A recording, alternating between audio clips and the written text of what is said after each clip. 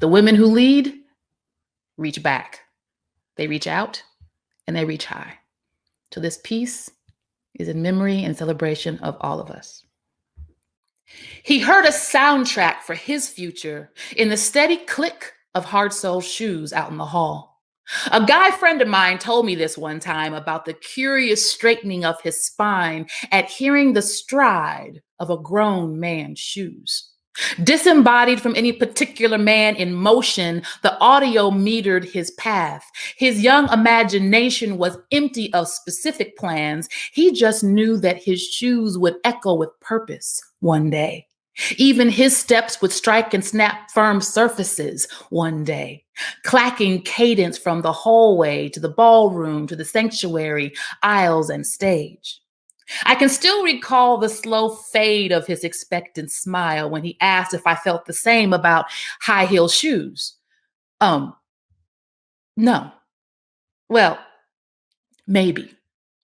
Symphonies of women in motion score an understanding of this world.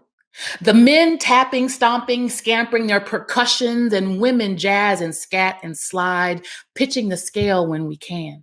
Fan kicking and gliding backwards when we must. I heard the hallways in a different key. The click of their heels trained my young ears to hear counterfeit and confidence, feminine and felonious, leadership and lonely, mission-driven and mean.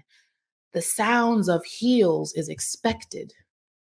Women are expected not to be expected. So who's out there in the hallway?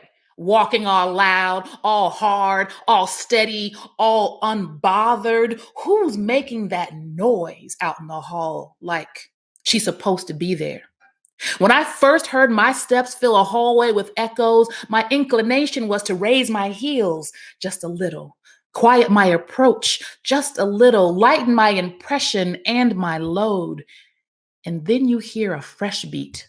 See another sister moving from end to end and back again, not with ease, but with a faint breeze carrying her through. Eyes alert, not on her feet or on anyone else's. When you see another sister in a salsa syncopation and you have the same shoes, same ambitious beat, women broadcast the big band sound in the ways we have to get to move around. Studying women's rhythms first helped me better score my own. I learned how to move slowly on higher heels from watching you. When my toes pinched, I learned to lead with the weight of my heels first from watching you. From you and you and you. I remember to position my toes into a T for every picture.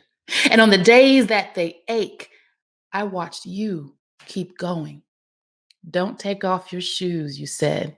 Wait until you get home. He dreamed of walking atop linoleum, marble and wood.